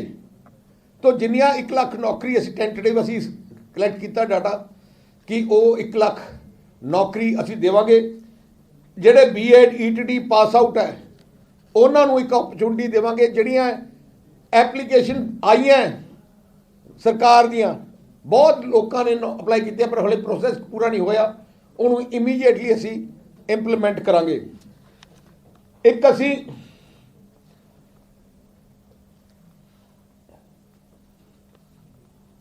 ਅਸੀਂ ਮੈਂ ਵਾਅਦਾ ਕੀਤਾ ਕਿ ਟਰੱਕ ਯੂਨੀਅਨਸ ਬਹਾਲ ਕੀਤੀਆਂ ਜਾਣਗੀਆਂ, ਪਰ ਇੱਕ ਕਮੇਟੀ ਬਣੀ ਜਾਊਗੀ SDM ਦੇ ਥੱਲੇ, ਜਿੱਥੇ SDM ਹੈਡ ਹੋਊਗਾ, ਟਰੱਕ ਯੂਨੀਅਨ ਦਾ ਪ੍ਰਧਾਨ ਹੋਊਗਾ ਤੇ ਵਪਾਰੀਆਂ ਦਾ ਤੇ ਜਿਹੜਾ ਵਪਾਰੀ ਹੈ ਉਹਨਾਂ ਦੇ ਨੁਮਾਇੰਦੇ ਹੋਣਗੇ। ਉਹ ਰੇਟ ਸਾਰਾ ਕੁਝ SDM ਦੀ ਕਮੇਟੀ ਸੈੱਟ ਕਰੂਗੀ, ਜਿਹਦੇ ਨਾਲ ਟਰੱਕ ਯੂਨੀਅਨ ਵੀ ਉਹਨਾਂ ਦੀ ਮੁਸ਼ਕਿਲ ਵੀ ਹੱਲ ਹੋਊਗੀ ਤੇ ਵਪਾਰੀਆਂ ਦੀ ਵੀ ਮੁਸ਼ਕਿਲ ਹੱਲ ਹੋ ਜੂਗੀ। ਅਸੀਂ ਨਹੀਂ ਚਾਹੁੰਦੇ ਕਿ ਕੋਈ ਨਾ ਕੋਈ ਐਕਸਪਲੋਇਟ ਕੀਤਾ ਜਾਏ। ਇੱਕ ਅਸੀਂ ਜਿਹੜੇ ਆਂਗਨਵਾੜੀ ਵਰਕਰ ਹੈ ਉਹਨਾਂ ਨੂੰ ਨਰਸਰੀ ਪ੍ਰੀ ਨਰਸਰੀ ਦਾ ਸਟੇਟਸ, ਕਿਉਂਕਿ ਸਾਰਾ ਕੰਮ ਹੀ ਆਂਗਨਵਾੜੀ ਵਰਕਰ ਕਰਦੇ ਹੈ, ਤੇ ਪ੍ਰੀ ਨਰਸਰੀ ਦਾ ਸਟੇਟਸ ਉਹਨਾਂ ਨੂੰ ਟੀਚਰ ਦਾ ਦਿੱਤਾ ਜਾਊਗਾ। ਤੇ ਇੱਕ ਆਸ਼ਾ ਵਰਕਰਸ ਆਨਰੇਰੀਅਮ ਉਹ ਅਸੀਂ ਵਧਾਵਾਂਗੇ, 2500 ਤੋਂ ਵਧਾ ਕੇ ਉਹਨਾਂ ਨੂੰ ਵਧਾਇਆ ਜਾਊਗਾ। ਇੱਕ ਅਸੀਂ ਜਿਹੜੀ ਵਰਲਡ ਸਿਟੀ ਅੰਮ੍ਰਿਤਸਰ ਹੈ, ਜਿਵੇਂ ਮੈਂ ਹੈਰੀਟੇਜ ਸਟਰੀਟ ਬਣਾਈ ਹੈ, ਮੈਂ ਪੂਰੀ ਵਰਲਡ ਸਿਟੀ ਨੂੰ ਹੈਰੀਟੇਜ ਲੁੱਕ ਦੇਣੀ ਹੈ, ਪੂਰੀ ਅੰਮ੍ਰਿਤਸਰ ਗੁਰੂ ਦੀ ਨਗਰੀ ਨੂੰ ਵਰਲਡ ਸਿਟੀ। ਇੱਕ ਅਸੀਂ ਗੁਰੂ ਰਵਿਦਾਸ ਜੀ ਮਹਾਰਾਜ ਦਾ ਕਰਾਲਗੜ੍ਹ ਪਵਿੱਤਰ ਸਥਾਨ ਹੈ, ਬੜੀ ਮਿਹਨਤ ਨਾਲ ਬਾਦਲ ਸਾਹਿਬ ਨੇ ਡਿਜ਼ਾਈਨ ਕਰਾਇਆ, ਕੰਮ ਸ਼ੁਰੂ ਕੀਤਾ, ਪਰ ਕਾਂਗਰਸ ਪਾਰਟੀ ਨੇ ਉਹ ਉੱਥੇ ਹੀ ਰੋਕ ਦਿੱਤਾ, ਇੱਕ ਇੱਟ ਨਹੀਂ ਲਾਈ। ਜਿਵੇਂ ਦੁਰਗਿਆਨਾ ਮੰਦਿਰ ਨੂੰ ਬਾਦਲ ਸਾਹਿਬ ਨੇ ਬਣਾਇਆ, ਭਗਵਾਨ ਵਾਲਮੀਕੀ ਜੀ ਦਾ ਪਵਿੱਤਰ ਸਥਾਨ ਰਾਮ ਤੀਰਥ ਬਣਾਇਆ, ਉਵੇਂ ਹੀ ਗੁਰੂ ਰਵਿਦਾਸ ਜੀ ਮਹਾਰਾਜ ਦਾ ਪਵਿੱਤਰ ਸਥਾਨ ਪਹਿਲੇ ਹੀ 2-1.5 ਸਾਲ ਦੇ ਅੰਦਰ ਅਸੀਂ ਬਹੁਤ ਖੂਬਸੂਰਤ ਬਣਾਵਾਂਗੇ। ਇੱਕ ਬਹੁਤ ਵੱਡਾ ਡੈਸਟੀਨੇਸ਼ਨ ਕਰਾਲਗੜ੍ਹ ਵਿੱਚ ਬਣਾਇਆ ਜਾਊਗਾ। ਜਿਹੜੀ ਵਰਲਡ ਕੱਪ ਕਬੱਡੀ ਫਿਰ ਤੋਂ ਸ਼ੁਰੂ ਕੀਤੀ ਜਾਊਗੀ। ਇੱਕ ਥੀਨ ਡੈਮ ਵਿੱਚ, ਜਿੱਥੇ ਥੀਨ ਡੈਮ ਹੈ, ਆ ਇੱਕ ਇੰਡੀਆ ਦਾ ਮੈਗਾ ਟੂਰਿਸਟ ਕੰਪਲੈਕਸ ਉੱਥੇ ਹੋਊਗਾ, ਮੈਗਾ ਟੂਰਿਸਟ। ਉਹਦੀ ਸਕੇਲ ਹਲੇ ਤੁਸੀਂ ਵਿਜ਼ੂਅਲਾਈਜ਼ ਨਹੀਂ ਕਰ ਸਕਦੇ, ਕਿੰਨਾ ਵੱਡਾ ਕੰਪਲੈਕਸ ਉੱਥੇ ਟੂਰਿਜ਼ਮ। ਮੈਨੂੰ ਲੱਗਦਾ ਨਾਰਥ ਇੰਡੀਆ ਤੋਂ ਲੋਕੀ ਉੱਥੇ ਆਇਆ ਕਰਨਗੇ। ਮੈਂ ਪਿਛਲੀ ਵਾਰ ਸਰਕਾਰ ਸੀ, 2100 ਏਕੜ ਅਸੀਂ ਪੰਜਾਬ ਸਰਕਾਰ ਨੇ ਲੈ ਵੀ ਲਿਆ ਸੀ, ਬੜਾ ਪਲੈਨਿੰਗ ਹੋ ਗਈ ਸੀ, ਪਰ ਪਿਛਲੇ 5 ਸਾਲ ਇਹਨਾਂ ਨੇ ਕੁਝ ਨਹੀਂ ਕੀਤਾ। ਸੋ ਰਿਵਾਈਵ ਕਰਕੇ ਪ੍ਰੋਜੈਕਟ ਥੀਨ ਡੈਮ ਪ੍ਰੋਜੈਕਟ ਹੁਣ ਕੀਤਾ ਜਾਊਗਾ। ਇੱਕ ਨਿਊ ਚੰਡੀਗੜ੍ਹ ਵਿੱਚ ਮਾਰਵਾੜੀ ਘੋੜਿਆਂ ਦੀਆਂ ਰੇਸ ਕੋਰਸ ਬਣਾਇਆ ਜਾਊਗਾ। ਮਾਰਵਾੜੀ ਘੋੜੇ, ਆਪਾਂ ਨੂੰ ਕੋਈ ਥਰਬਰੇਡ ਬਾਹਰੋਂ ਅਮਰੀਕਾ ਕੈਨੇਡਾ ਤੋਂ ਲਿਆਉਣ ਦੀ ਲੋੜ ਨਹੀਂ, ਆਪਣੀ ਪੰਜਾਬੀਆਂ ਦੀ ਬਰੀਡ ਹੈ ਮਾਰਵਾੜੀ। ਤੇ ਉਹ ਦੇਖੋਗੇ ਅਸੀਂ ਹਰ Friday Saturday Sunday Marwari race course 'ਚ ਰੇਸਸ ਹੋਇਆ ਕਰਨਗੀਆਂ, ਤੇ ਪ੍ਰਾਈਜ਼ ਮਨੀ ਜੋ ਹਿੰਦੁਸਤਾਨ ਦੇ ਥਰਬਰੇਡ ਕਲੱਬ ਦਾ ਪ੍ਰਾਈਜ਼ ਮਨੀ ਹੈ ਉਹ ਤੋਂ ਦੁੱਗਣਾ ਹੋਊਗਾ। ਇੱਥੇ ਜੇ ਕਰੋੜ ਰੁਪਇਆ ਸਿਰ 2 ਕਰੋੜ ਰੁਪਇਆ ਜਿਹੜੀ ਫਾਈਨਲ ਡਰਬੀ ਹੋਊਗੀ ਜਿਹੜੀ ਹਰ ਸਾਲ ਮਾਰਵਾੜੀ ਘੋੜਿਆਂ ਦੀ, ਤੇ ਉਹ ਅਸੀਂ ਇੱਥੇ ਡਿਵੈਲਪ ਕਰਾਂਗੇ। ਇੱਕ ਮੈਂ ਸਾਰੇ ਪੰਜਾਬੀਆਂ ਨੂੰ ਮੈਂ ਇੱਕ ਗੱਲ ਦੱਸਣਾ ਚਾਹੁੰਦਾ ਕਿ ਮੈਂ ਪੂਰਾ ਜ਼ੋਰ ਲਾਉਂਗਾ, ਆ ਜਿੰਨੀਆਂ ਆਪਣੀਆਂ ਨਦੀਆਂ ਸਤਲੁਜ ਬਿਆਸ, ਇਹਦੇ 'ਚ ਇੱਕ ਦਾਣਾ ਇੱਕ ਮੈਂ ਕੱਪ ਪੋਲੂਸ਼ਨ ਦਾ ਨਹੀਂ ਅੰਦਰ ਜਾਣ ਦਿੰਦਾ। ਮੇਰੀ ਟੌਪ ਪ੍ਰਾਇਰਟੀ ਹੈ ਕਿ ਆ ਨਦੀਆਂ 'ਚ ਪਾਣੀ ਸਾਫ਼ ਕਰਨਾ। ਅੱਜ ਕੈਂਸਰ ਦੀ ਬਿਮਾਰੀ ਦਾ ਕਾਰਨ ਹੀ ਪਾਣੀ ਹੈ, ਤੇ ਸਾਰਾ ਪਾਣੀ ਪੋਲੂਟੈਂਟ, ਸਾਰਾ ਬੁੱਢਾ ਨਾਲੇ ਦਾ ਪਾਣੀ, ਆ ਸਾਰੀ ਇੰਡਸਟਰੀ ਦਾ ਪਾਣੀ ਸਿੱਧਾ ਆਪਣਾ ਇਹਨਾਂ ਨਦੀਆਂ ਜਾਂਦਾ ਹੈ। ਇੱਕ ਬੂੰਦ ਪਾਣੀ ਦੀ ਅਸੀਂ ਪੋਲੂਟਡ ਪਾਣੀ ਨਦੀਆਂ 'ਚ ਨਹੀਂ ਜਾਣ ਦਊਂਗਾ। ਸਟ੍ਰਿਕਟ ਐਕਸ਼ਨ ਲਿੱਤਾ ਜਾਊਗਾ ਕੰਪਲੀਟ ਵਾਟਰ এনवायरमेंट ਦਾ। ਦੂਜੀ ਗੱਲ, ਅਸੀਂ ਜਿੰਨੇ ਆਪਣੀ ਨਦੀਆਂ ਇਹਦੇ ਨਾਲ ਅਸੀਂ ਡੀਪ ਬੋਰ ਕਰਕੇ ਰੀਚਾਰਜਿੰਗ ਪਿਟਸ ਬਣਾਵਾਂਗੇ, ਕਿਉਂਕਿ ਆਪਣਾ ਪਾਣੀ ਜ਼ਿਆਦਾ ਬਾਹਰ ਜਾ ਰਿਹਾ, ਵੇਸਟ ਹੋ ਰਿਹਾ। ਮੈਂ ਸਾਰਾ ਰੀਚਾਰਜ ਕਰਾਉਣਾ ਪਾਣੀ। ਐਕਟ ਬਣਾਵਾਂਗੇ, ਜਿਹੜਾ ਕੋਈ ਘਰ ਬਣੂਗਾ ਪੰਜਾਬ 'ਚ ਉਹਨੂੰ ਰੀਚਾਰਜਿੰਗ ਵੈਲ ਬਣਾਉਣੀ ਪੈਣੀ ਹੈ, ਪਾਰਟ ਆਫ ਦਾ ਪਲਾਨ। ਕਿਉਂਕਿ ਰੀਚਾਰਜ ਪੰਜਾਬ ਤਾਂ ਬਚੂਗਾ ਜੇ ਆਪਾਂ ਪਾਣੀ ਰੀਚਾਰਜ ਕਰਕੇ ਆਪਾਂ ਆਪਣਾ ਪਾਣੀ ਉੱਤੇ ਲੈ ਕੇ ਜਾਈਏ। ਆਪਣੇ ਕੋਲ ਚਾਂਸ ਹੈ, ਡਾਈਵਰਸਿਫਿਕੇਸ਼ਨ ਤਰਫ ਪੂਰਾ ਜ਼ੋਰ ਦਿੱਤਾ ਜਾਊਗਾ। ਐਥਨੋਲ ਇੰਡਸਟਰੀ ਮੈਂ ਇਨਕਰੇਜ ਕਰਨੀ ਹੈ। ਜਿਹੜੇ ਪੰਜਾਬ ਦੇ ਵਿੱਚ ਜੇ 20% ਹੁਣ ਅਲਾਉ ਹੋਣਾ ਹੈ ਐਥਨੋਲ, ਮੈਂ ਕੋਸ਼ਿਸ਼ ਕਰੂੰਗਾ ਕਿ ਸਪੈਸ਼ਲ 30-40% ਤੱਕ ਐਥਨੋਲ ਮਿਕਸ ਕੀਤਾ ਜਾਏ ਪੈਟਰੋਲ ਦੇ ਵਿੱਚ। ਐਂਡ ਐਥਨੋਲ ਮੱਕੀ ਤੋਂ ਤੇ ਦੂਜੀਆਂ ਗ੍ਰੇਨਸ ਤੋਂ ਆ ਸਕਦਾ ਹੈ, ਜਿਹਦੇ ਨਾਲ ਇੱਕ ਮਾਰਕੀਟ ਵੀ ਬਣ ਜੂਗੀ, ਇੱਕ ਡਾਈਵਰਸੀਫਿਕੇਸ਼ਨ ਦਾ ਬਹੁਤ ਵੱਡਾ ਇੱਕ ਓਪਰਚੁਨਿਟੀ ਬਣੂਗੀ ਐਥਨੋਲ। ਸੋ ਜਿਹੜੀ ਸਾਡੀ ਐਥਨੋਲ ਇੰਡਸਟਰੀ ਹੈ, ਬਹੁਤ ਵੱਡਾ ਪੋਟੈਂਸ਼ੀਅਲ ਪੰਜਾਬ 'ਚ ਹੈ, ਜਿਹਨੂੰ ਅਸੀਂ ਅਨਲੀਸ਼ ਕਰਨਾ ਹੈ।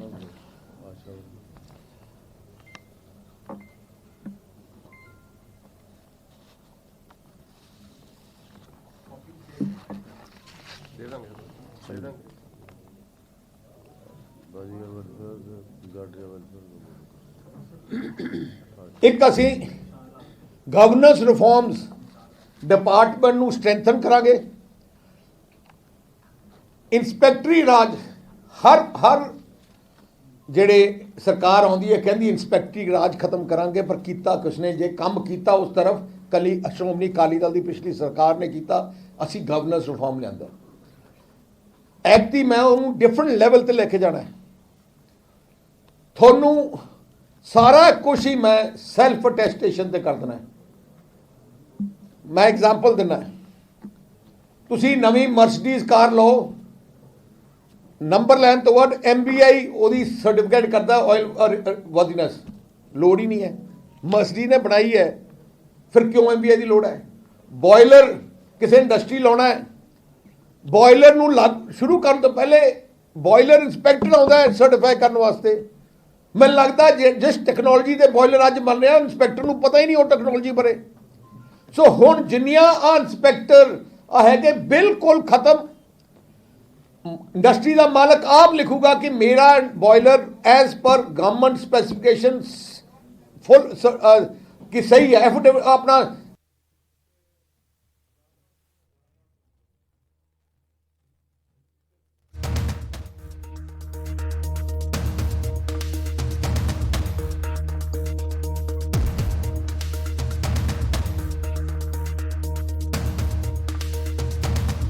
ਵਾਲੀ ਸਰਕਾਰ ਖਤਮ ਕਰੂਗੀ। ਆ ਜਿਹੜੇ ਹਰ ਮਹੀਨੇ ਹਰ ਦੀਵਾਲੀ ਆ ਗਈ, ਕਿਤੇ ਦੁਸਹਿਰਾ ਆ ਗਿਆ, ਦੁਕਾਨਾਂ ਤੇ ਜਾ ਕੇ ਪੈਸੇ ਇਕੱਠੇ ਕਰ ਲੈਂਦੇ ਆ। ਕਿਸੇ ਇੰਸਪੈਕਟਰ ਨੂੰ ਰਾਜ ਨਹੀਂ ਹੋਣਗੀ, ਕਿਉਂਕਿ ਅਸੀਂ ਉਹਨਾਂ ਦਾ ਰੋਲ ਹੀ ਅਸੀਂ ਬਦਲ ਦੇਣਾ। ਸਾਰਿਆਂ ਦਾ ਰੋਲ ਹੀ ਨਹੀਂ ਹੋਣਾ ਉਹਨਾਂ ਦਾ ਜਿਹੜਾ ਹੈਗਾ ਜਿਹੜਾ ਜਿਸ ਤਰੀਕੇ ਨਾਲ ਉਹ ਕੰਮ ਚੱਲ ਰਿਹਾ। ਇੱਕ ਅਸੀਂ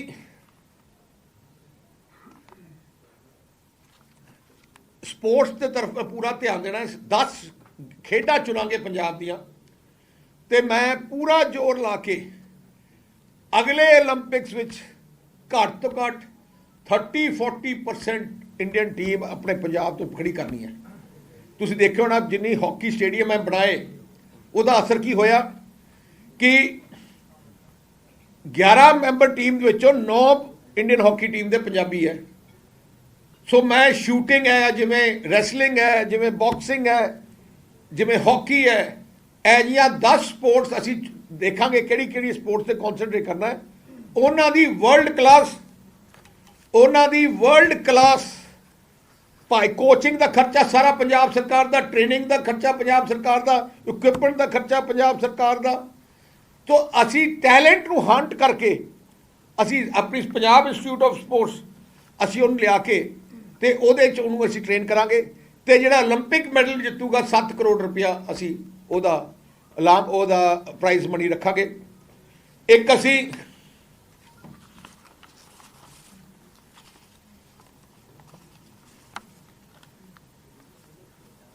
ਜਿੰਨੇ ਐਕ੍ਰੈਡਿਟਡ ਪ੍ਰੈਸ ਵਾਲੇ ਹੈ ਤੁਹਾਡੇ ਵਾਸਤੇ ਵੀ ਹੈ। ਇੱਕ ਤਾਂ ਲਾਈਫ ਇੰਸ਼ੋਰੈਂਸ, ਤੁਹਾਡੀ ਕੋਈ ਟਰੱਕ ਟਰੁੱਕ ਨੇ ਥੱਲੇ ਦੇਤਾ ਕੋਈ ਗੱਲ ਨਹੀਂ। ਲਾਈਫ ਇੰਸ਼ੋਰੈਂਸ ਤੁਹਾਡੀ ਐਕਸੀਡੈਂਟ ਇੰਸ਼ੋਰੈਂਸ, ਲਾਈਫ ਇੰਸ਼ੋਰੈਂਸ ਹੋ ਗਈ, ਮੈਡੀਕਲ ਇੰਸ਼ੋਰੈਂਸ ਤੇ ਪੈਨਸ਼ਨ ਸਕੀਮ। ਜਿਹੜੇ ਕ੍ਰੈਡਿਟਡ ਹੈਗੇ ਉਹਨਾਂ ਵਾਸਤੇ ਅਸੀਂ ਤਿੰਨ ਚੀਜ਼ਾਂ ਲੈ ਕੇ ਆ ਰਹੇ ਹਾਂ। ਵਧਾ ਦਾਂਗੇ ਹੈ ਕੀ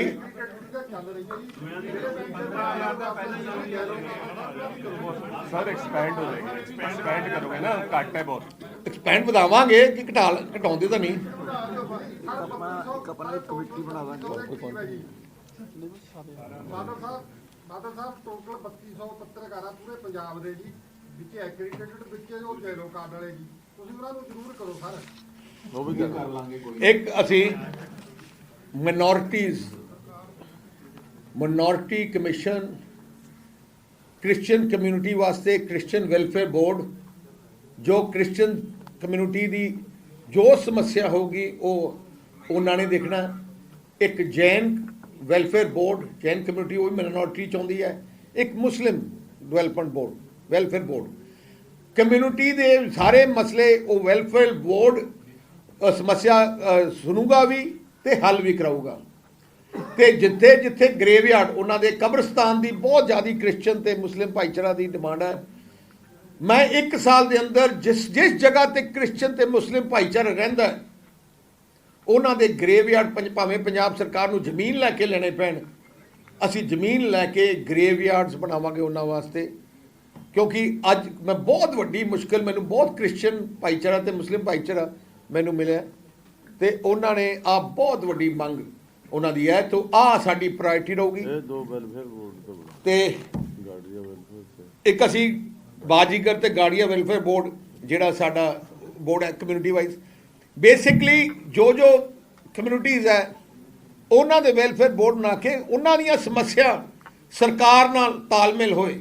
ਜਿਵੇਂ EMPLOYEES ਵੈਲਫੇਅਰ ਬੋਰਡ ਹੈ, ਜਿਹੜੇ ਸਾਡੇ EMPLOYEES ਵੈਲਫੇਅਰ ਬੋਰਡ ਹੋਊਗਾ, ਸਾਰੀਆਂ EMPLOYEES ਦੀਆਂ ਇਸ਼ੂਜ਼ ਉਹਨਾਂ ਬੋਰਡ ਕੋਲੇ ਜਾਣਗੀਆਂ, ਉਹ ਸਾਡੇ ਕੋਲੇ ਲੈ ਕੇ ਆਉਣਗੇ।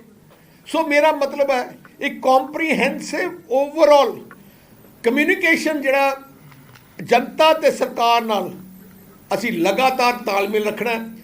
ਆ ਪਿਛਲੇ 5 ਸਾਲ ਵਾਂਗੂ ਨਹੀਂ ਕਿ ਮੁੱਖ ਮੰਤਰੀ ਮਿਲੇ ਨਹੀਂ, ਪੁਲਿਸ ਨੂੰ ਡਾਇਰੈਕਸ਼ਨ ਸੀ ਕਿ ਲਾਠੀ ਚਾਰਜ ਕਰੋ, ਲੱਤਾਂ ਭੰਨੋ, ਭਜਾਓ।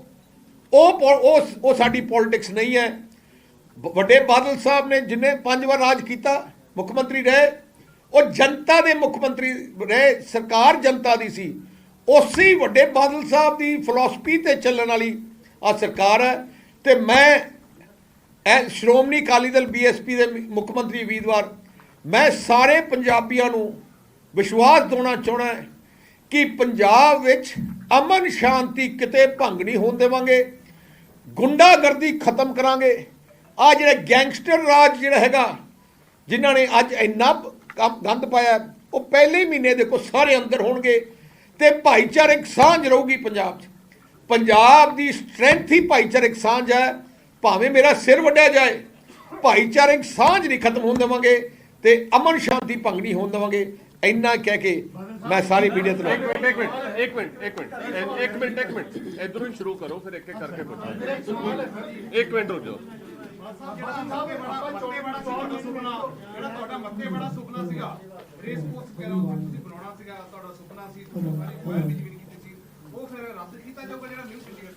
ਕਿਉਂਕਿ ਇੱਥੇ ਇੰਟਰਨੈਸ਼ਨਲ 에ਅਰਪੋਰਟ ਹੈ, 에ਅਰਪੋਰਟ ਦੀ ਰਿਕੁਆਇਰਮੈਂਟ ਹੁੰਦੀ ਹੈ। ਕਿਉਂਕਿ ਅਸੀਂ ਜਿਹੜੇ ਹਾਰਸਸ ਆਉਣਗੇ ਮਾਰਵਾੜੀ, ਇਕੱਲੇ ਪੰਜਾਬ ਦੇ ਨਹੀਂ, ਹਿੰਦੁਸਤਾਨ ਦੇ ਕੋਨੇ-ਕੋਨੇ ਤੋਂ ਆਉਣਗੇ। ਸੋ ਅਸੀਂ ਉਹ ਦੇਖ ਰਹੇ ਹਾਂ। ਬਾਦਲ ਸਾਹਿਬ, ਮੇਰਾ ਸਵਾਲ ਹੈ ਕਿ ਆਪਾਂ ਇਹ ਬਹੁਤ ਵਧੀਆ ਇਨਵੈਸਟਰ ਰਿਲੀਜ਼ ਤਾਂ ਕਰਦੇ ਹਾਂ, ਲੇਕਿਨ ਲਗਾਤਾਰ ਇਹ ਸਵਾਲ ਉੱਠ ਰਿਹਾ ਹੈ ਕਿ ਆਪਾਂ ਇਸ ਨੂੰ ਇੰਪਲੀਮੈਂਟ ਕਿਵੇਂ ਕਰਾਂਗੇ। ਕਰੀਬਨ 3 ਲੱਖ ਕਰੋੜ ਰੁਪਏ ਦਾ ਕਰਜ਼ਾ ਹੈ ਜੀ, 3 ਲੱਖ ਜੋ ਵੀ ਔਰ ਉਹ ਲਗਾਤਾਰ ਵਧਦਾ ਜਾ ਰਿਹਾ। ਅਗਰ ਆਪਾਂ ਇਸ ਤਰੀਕੇ ਨਾਲ ਪੂਰੀ ਇੰਪਲੀਮੈਂਟੇਸ਼ਨ ਕਰੀਏ ਤਾਂ ਕਿ ਕਾਫੀ ਪੈਸਾ ਚਾਹੀਦਾ, ਤਾਂ ਉਹ ਸਾਰਾ ਕਿਵੇਂ ਹੋਵੇਗਾ।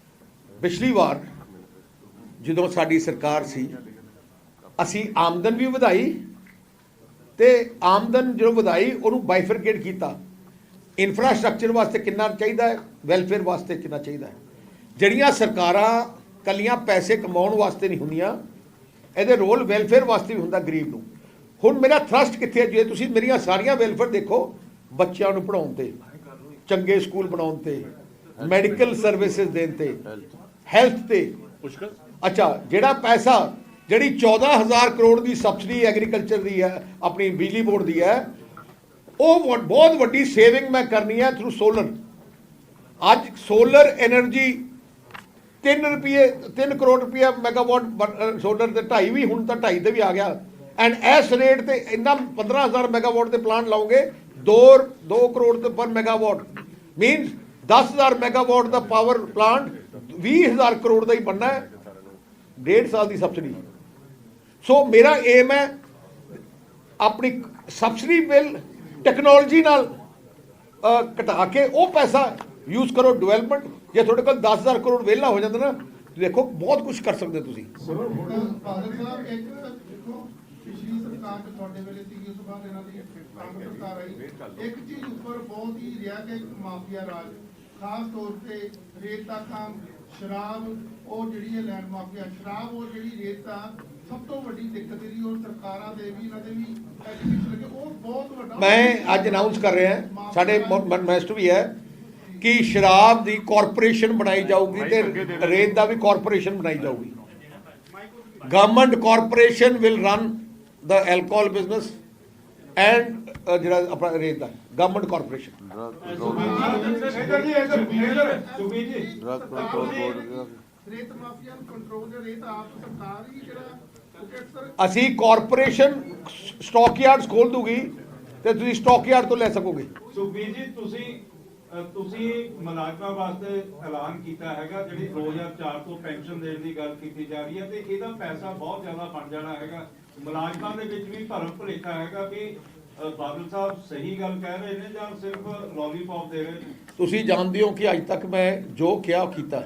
ਆਹ ਰੈਪੂਟੇਸ਼ਨ ਹੈ ਐਂਡ ਰੈਪੂਟੇਸ਼ਨ ਅਸੀਂ, ਕਿਉਂਕਿ ਅਕਾਲੀ ਦਲ ਪੰਜਾਬ ਦੀ ਪਾਰਟੀ ਹੈ, ਅਸੀਂ ਰਹਿਣਾ ਇੱਥੇ ਹੈ। ਅੱਜ ਸਾਨੂੰ ਕਿਉਂ ਟਰਸਟ ਕਰਦੇ ਲੋਕ? ਕਿਉਂਕਿ ਅਸੀਂ ਜ਼ਬਾਨ ਦੇ ਪੱਕੇ ਹਾਂ। ਪਿਛਲੀ ਵਾਰ ਵੀ ਜਦੋਂ ਮੈਂ ਆਟਾ ਦਾਲ ਸਕੀਮ ਅਨਾਉਂਸ ਕੀਤੀ ਸੀ, ਕਹਿੰਦੇ ਕਿਵੇਂ ਹੋਊਗਾ? ਜੋ ਟਿਊਬਲਾਂ ਦੇ ਬਿੱਲ ਅਨਾਉਂਸ ਕੀਤੇ ਸੀ ਉਦੋਂ ਕਿਵੇਂ ਹੋਊਗਾ? ਬੜੀ ਸਾਰੀ ਸਕੀਮ ਤੁਹਾਡੀਆਂ ਇਦਾਂ ਦੀਆਂ ਜਿਹਨੂੰ ਆਪਾਂ ਸਰਕਾਰ ਆਉਂਦੇ ਹੀ ਲਾਗੂ ਕਰ ਸਕਦੇ ਆ। ਬੁਢਾਪਾ ਪੈਨਸ਼ਨ ਦੀ ਗੱਲ ਕਰ ਲਈਏ ਜਾਂ ਸ਼ਗਨ ਸਕੀਮ ਦੀ ਗੱਲ ਕਰ ਲਈਏ, ਜਾਂ ਉਹ ਸਰਕਾਰਾਂ ਦੀ ਲਾਗੂ ਕਰ ਰਹੇ ਨੇ 5 ਸਾਲ ਤੋੜਵੇਂ ਨਹੀਂ ਅਸੀਂ ਲਾਗੂ ਕਰਨ ਵਾਸਤੇ ਕੀਤਾ। ਹੋਰ ਕਿ ਪਹਿਲੀ ਵੀ ਸਰਕਾਰ ਨੇ ਕਿਹਾ ਸੀ ਅਸੀਂ कांग्रेस पार्टी नहीं है ना आम आदमी पार्टी है। सुखबीर जी, जिस तरह से आम आदमी पार्टी की बात करें या कांग्रेस की बात करें, उन्होंने महिलाओं के ऊपर जोर दिया है कि महिलाओं के लिए ये करेंगे, 1,000 रुपए देंगे, 2,000 रुपए देंगे। आपके मैनिफेस्टो में कोई महिलाओं का जिक्र? आपने सुना नहीं है, मैंने बोला 2,000 रुपया जो आटा दाल स्कीम के अंदर महिलाएं हैं वो उन परिवार को 2,000 रुपया महीने का रसोई खर्च। ਸੁਖਬੀਰ ਸਰ 75,000 ਰੁਪਇਆ ਜਿਹੜਾ ਸ਼ਗਨ ਸਕੀਮ ਦੀ ਉਹ ਕੀਤੀ ਆ ਕਿ ਅਸੀਂ ਜਿਹੜੇ ਐਸਸੀ ਤੋਂ ਬੀਸੀ ਆ ਉਹ ਦਿੱਤੀਆਂ। ਜਿੰਨੀਆਂ ਵੀ ਜਿਹੜੀਆਂ ਵੈਲਫੇਅਰ ਦੀਆਂ ਸਕੀਮਾਂ ਹੁੰਦੀਆਂ ਉਹ ਵੈਲਫੇਅਰ ਵਾਸਤੇ ਸ਼ੁਰੂ ਕੀਤੀਆਂ ਜਾਂਦੀਆਂ, ਪਰ ਉਹਨਾਂ ਦੀ ਜਿਹੜੀ ਦੁਰਵਰਤੋਂ ਬਹੁਤ ਹੋ ਜਾਂਦੀ ਹੈ। ਚਾਹੇ ਆਟਾ ਦਾਲ ਹੋਵੇ, ਬਾਅਦ ਚੋਂ ਕੱਟੇ ਜਾਂਦੇ ਆ। ਇਹਨਾਂ ਦੀ ਘੱਟੋ ਘੱਟ ਲਿਮਟ ਕਿੰਨੀ ਹੋਊਗੀ ਕਿ ਜਿਹੜੇ ਪਰਿਵਾਰਾਂ ਨੂੰ ਲਾਭ ਦਿੱਤਾ ਜਾਊਗਾ? ਦੇਖੋ ਐਚੀ ਮੈਂ ਜਿਹੜਾ ਮੇਰਾ ਜ਼ੋਰ ਹੈ, ਅਸੀਂ ਜਿਹੜਾ ਜਨਰਲ ਕੈਟੇਗਰੀ ਦੇ ਵੀ ਗਰੀਬ ਹੈ ਉਹਨਾਂ ਨੂੰ ਵੀ ਇੰਕਲੂਡ ਕੀਤਾ ਹੈ। ਤੁਸੀਂ ਦੇਖੋ ਜਿਹੜਾ ਮੈਂ 2,000 ਰੁਪਏ ਕੀਤਾ ਹੈ ਲੜਕੀਆਂ ਵਾਸਤੇ, ਨੀਲਾ ਕਾਰਡ ਰੱਖਿਆ। ਨੀਲੇ ਕਾਰਡ ਵਿੱਚ ਜਨਰਲ ਗਰੀਬ ਵੀ ਆ ਜਾਂਦੇ ਆ, OBC ਗਰੀਬ ਵੀ ਆ ਜਾਂਦੇ ਤੇ ਵੀਕਰ ਸੈਕਸ਼ਨ ਸਾਰੇ ਆ ਜਾਂਦੇ ਆ। ਉਵੇਂ ਜਿਹੜਾ ਲਾਈਫ ਉਹਨਾਂ ਦੀ ਮੈਡੀਕਲ ਇੰਸ਼ੋਰੈਂਸ ਆ ਸਾਰਿਆਂ ਵਾਸਤੇ ਹੈ। ਸੋ ਮੇਰੀ ਸੋਚ ਹੈ ਗਰੀਬ ਭਾਵੇਂ ਕਿਸੇ ਵੀ ਆਪਣੇ ਸੈਕਸ਼ਨ ਦਾ ਹੋਏ, ਪਰ ਗਰੀਬ ਨੂੰ ਗਰੀਬ ਹੀ ਹੋਣਾ ਚਾਹੀਦਾ। एक मिनट इधरों चलो जी, इधरों चलो, एक मिनट चलो बोलो, एक minute Your schemes require lots of money. They are cost intensive. So where would you bring money from? Because ਦੋ ਗੱਲਾਂ ਜੀ। the government has been struggling to. Okay 1 ਜਿਹੜੀ 14,000 ਕਰੋੜ ਦੀ ਸਬਸਿਡੀ ਹੈ, I will try to get it down as low as possible. That will be the saving, cash saving. Second, liquor corporation is going to be second, excise revenue. ਇੱਕ compliances ਜਿਹੜੀ ਕੀ ਹੁੰਦਾ, ਤੁਸੀਂ ਮੈਂ ਤੁਹਾਨੂੰ ਇੱਕ ਗੱਲ ਦੱਸਾਂ, ਪਿਛਲੀ ਵਾਰ ਜਿਹੜੀ ਐਕਸਾਈਜ਼ ਸੀ, ਤੁਸੀਂ ਯਾਦ ਕਰੋ ਕੈਪਟਨ ਅਮਰਿੰਦਰ ਸਿੰਘ ਜਦੋਂ ਮੁੱਖ ਮੰਤਰੀ 2002 ਚ ਬਣਿਆ 2,000 ਕਰੋੜ ਰੁਪਇਆ ਐਕਸਾਈਜ਼ ਤੋਂ ਆਉਂਦਾ ਸੀ। ਜਦੋਂ 2007 ਚ ਗਿਆ ਉਦੋਂ ਵੀ 2,000 ਕਰੋੜ ਹੀ ਸੀ। ਅਸੀਂ 2007 ਚ ਆਏ, 2,000 ਤੋਂ ਵਧਾ ਕੇ 5,500 ਕਰੋੜ ਰੁਪਏ ਲੈ ਗਏ। ਜਿਹੜਾ ਵੈਟ ਸੀ ਜਦੋਂ 2007 ਚ ਆਏ 5,000 ਕਰੋੜ ਰੁਪਇਆ ਵੈਟ ਸੀ, ਜਦੋਂ 2017 ਚ ਗਏ 20,000 ਕਰੋੜ ਰੁਪਇਆ ਸਾਲ ਦਾ ਵੈਟ ਕਰਤਾ ਸੀ। ਅਸੀਂ ਮੈਨੇਜਮੈਂਟ, ਅਸੀਂ ਸਰਕਾਰ ਚਲਾਈ, ਮੈਂ ਤਾਂ ਹੀ ਕਿਹਾ ਰੈਵਨਿਊ ਇਨਕਰੀਜ਼ ਕੀਤਾ। ਲੀਕੇਜ ਖਤਮ ਇਹਨਾਂ ਨੇ ਲੀਕੇਜ, ਇਹਨਾਂ ਨੇ ਕੀ ਕੀਤਾ, ਲੁੱਟਦੇ ਹੈ। ਹੁਣ ਕੀ ਹੈ, ਚੰਨੀ ਕਰੋੜਾਂ ਰੁਪਏ ਰੇਤੇ ਤੋਂ ਖਾਈ ਜਾਂਦਾ ਹੈ। ਇੱਥੇ ਕੋਈ ਕੰਟਰੋਲ ਹੀ ਨਹੀਂ ਹੈ, ਲੁੱਟਣ ਤੇ ਲੱਗੇ ਹੈ, ਕੋਈ ਕੰਟਰੋਲ ਕਮਾਂਡ सिस्टम नहीं है। बादल सर नीरज न्यूज 18 से मेरा सवाल है, अरविंद केजरीवाल ने आरोप लगाया है कि तमाम जो पार्टियां हैं उनकी पार्टी को हराने की कोशिश कर रही है, और आपने अभी थोड़ी देर पहले कहा कि आपकी सरकार बनेगी तो भाईचारे की सरकार होगी। अरविंद केजरीवाल ने आशंका जताई है कि पंजाब में हिंदुओं की सुरक्षा को खतरा हो सकता है, आतंकवाद का दौर दोबारा नहीं आना। मैं वही बोलना चाहता हूं जो मैं आपको पहले बताया, ये जो पार्टियां हैं ये भाइयों को लड़ाना चाहते हैं। ये अरविंद केजरीवाल की बात कहनी कि हिंदुओं को खतरा है, इसका मतलब क्या करना, वो हिंदू सिख में डिवाइड करना चाहता है। इससे बुरी बात क्या हो सकती है। पंजाब एक ऐसा सूबा है जहां हिंदू सिख मुस्लिम ईसाई भाई भाई रह के जग रहते हैं। अकाली दल की सोच है, बीएसपी अकाली दल की सोच है कि हम इकट्ठे रहें। इन पार्टियों की सोच है क्योंकि हमने एक सेक्शन का ਬਾਦਲ ਸਾਹਿਬ ਤੁਸੀਂ ਜਿਹੜੀ ਗੱਲ ਕੀਤੀ ਕਿ ਬੰਦਾ ਹੁਣ ਆਪਣੇ ਆਪ ਆਪਣਾ ਲਿਖ ਕੇ ਦੇ ਸਕਦਾ, ਸਵੈ ਘੋਸ਼ਣਾ ਕਰ ਸਕਦਾ ਕਿ ਮੈਂ, ਪਰ ਇਸ ਚੋਣ ਮੈਨੀਫੈਸਟੋ ਬਾਰੇ ਤੁਸੀਂ ਪਾਰਟੀ ਵੱਲੋਂ ਜਾਰੀ ਕਰੋਗੇ ਕਿ ਹਾਂ ਅਸੀਂ ਇਹਨੂੰ ਕਾਨੂੰਨੀ ਤੌਰ ਤੇ ਦਰਜਾ ਦਿੰਦੇ? ਤੁਸੀਂ ਗੱਲ ਵੀ ਕੀਤੀ ਹੈ। ਮੈਂ ਤਾਂ ਚਾਹਣਾ ਹੈ ਕਿ ਡਾਇਰੈਕਸ਼ਨ ਆਏ ਜਿਵੇਂ ਕ੍ਰਿਮੀਨਲ। ਉਹ ਯਾਰ ਮੇਰੀ ਗੱਲ ਤਾਂ ਸੁਣੋ, ਮੈਂ ਜਿਹੜਾ ਕਰ ਰਿਹਾ ਜਿਵੇਂ ਇਲੈਕਸ਼ਨ ਕਮਿਸ਼ਨ ਨੇ ਜਿਹੜੇ ਕ੍ਰਿਮੀਨਲ ਹੈ ਜਿਹੜੇ ਕਨਵਿਕਟ ਹੋ ਗਏ ਹੈ ਉਹ 6 ਸਾਲ ਇਲੈਕਸ਼ਨ ਨਹੀਂ ਲੜ ਸਕਦੇ, ਉਵੇਂ ਇਹਨਾਂ ਨੂੰ ਇਲੈਕਸ਼ਨ ਕਮਿਸ਼ਨ ਨੂੰ ਚਾਹੀਦਾ ਹੈ ਜਿਹੜਾ ਮੈਨੀਫੈਸਟੋ ਹੋਏ, ਜਿਹੜੀ ਪਾਰਟੀ ਤੁਸੀਂ 100% ਨਾ ਕਹੋ 75% ਕਰ ਲਓ, ਭਾਵੇਂ 75% ਤੋਂ ਘੱਟ ਕਰੂਗੀ ਉਹ 6 ਸਾਲ ਇਲੈਕਸ਼ਨ ਨਹੀਂ ਲੜ ਸਕਦੀ। ਲੋਕ ਸਭਾ ਜਦ ਮੰਗ ਕੀਤੀ ਸੀ ਮੈਂ ਤਾਂ ਉਹ ਚਾਹੀਦਾ ਫਿਰ ਆਪਣੇ ਆਪ ਹੀ ਸਾਰੀਆਂ ਟੀਕਾਂ ਹੋਣਗੀਆਂ।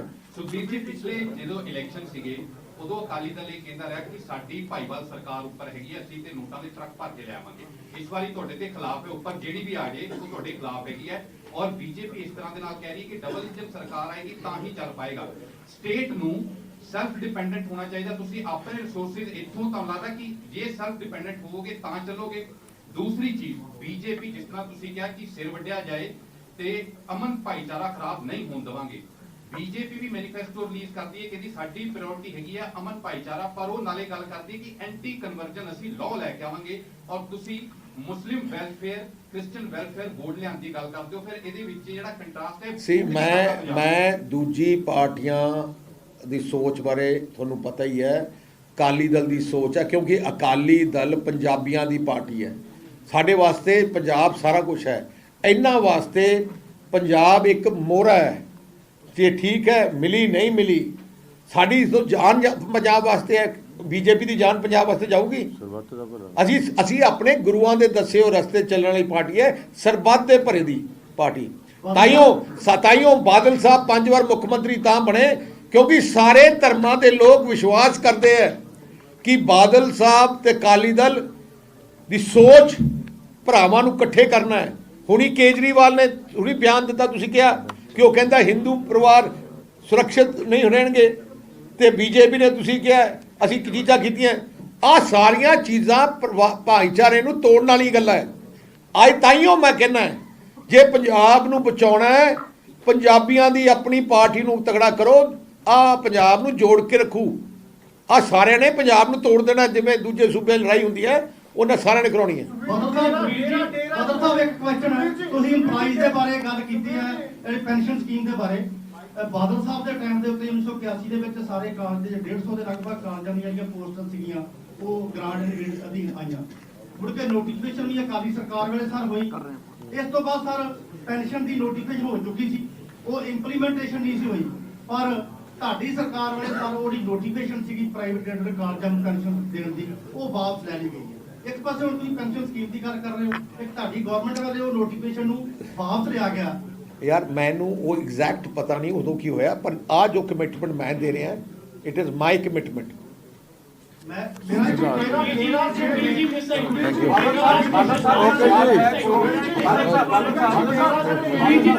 ਹਾਂਜੀ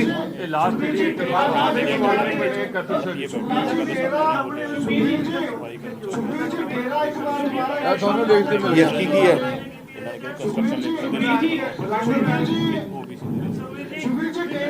ਇੱਕ ਅਸੀਂ ਮੈਂ 2-3 ਗੱਲਾਂ ਹੋਰ ਦੱਸਣਾ ਚਾਹਣਾ। ਇੱਕ ਅਸੀਂ ਕੰਸਟਰਕਸ਼ਨ ਲੇਬਰ ਦਾ ਹਰ ਸ਼ਹਿਰ ਵਿੱਚ ਸ਼ੈੱਡ ਬਣਾਇਆ ਜਾਊ ਕੰਸਟਰਕਸ਼ਨ ਲੇਬਰ, ਕਿਉਂਕਿ ਉਹਨਾਂ ਦਾ ਨਹੀਂ ਬਹੁਤ ਜਗ੍ਹਾ ਤਾਂ ਹੈ ਨਹੀਂ, ਜਿਹੜਾ ਹੈਗਾ ਇੱਕ ਹੈਗਾ। ਇੱਕ ਵੱਖ-ਵੱਖ ਜਿਹੜੀਆਂ ਜਿਵੇਂ ਪੂਰਵਾਂਚਲ ਭਾਈਚਾਰਾ ਹੈ ਉਹਨਾਂ ਦਾ ਬੋਰਡ ਬਣੂਗਾ ਵੈਲਫੇਅਰ, ਗੁੱਜਰ ਭਾਈਚਾਰਾ ਹੈ ਉਹਨਾਂ ਦਾ ਬੋਰਡ ਬਣੂਗਾ, ਕਿਉਂਕਿ ਆਹ ਛੋਟੀਆਂ ਕਮਿਊਨਿਟੀਜ਼ ਹੈ ਜਿਨ੍ਹਾਂ ਨੂੰ ਆਪਣੀ ਆਵਾਜ਼ ਉਠਾਉਣ ਵਾਸਤੇ ਕੋਈ ਜਗ੍ਹਾ ਚਾਹੀਦੀ ਹੈ।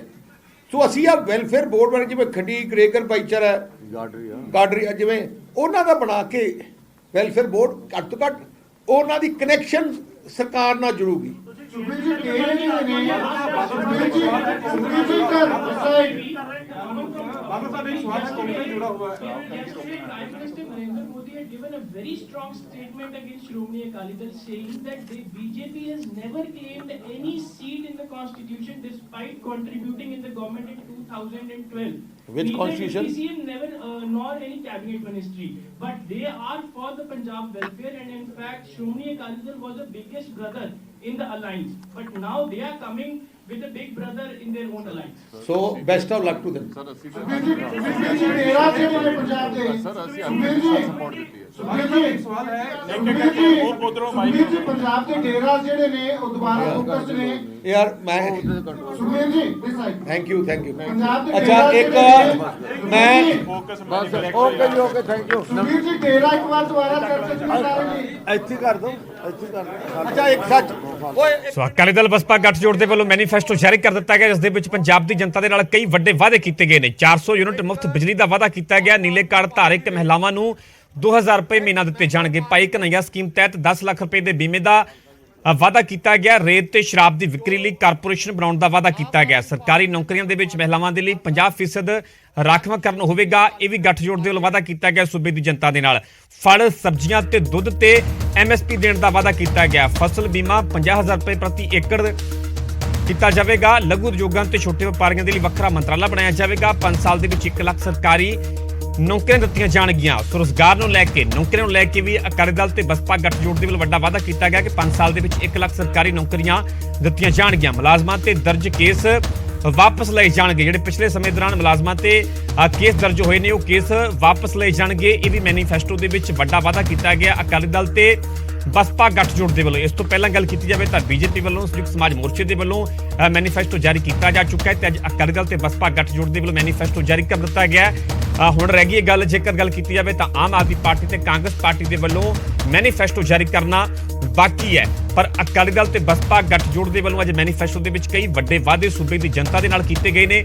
400 ਯੂਨਿਟ ਮੁਫਤ ਬਿਜਲੀ ਦਾ ਵਾਅਦਾ ਕੀਤਾ ਗਿਆ। ਨੀਲੇ ਕਾਰਡ ਧਾਰਕ ਮਹਿਲਾਵਾਂ ਨੂੰ 2000 ਰੁਪਏ ਮਹੀਨਾ ਦਿੱਤੇ ਜਾਣਗੇ।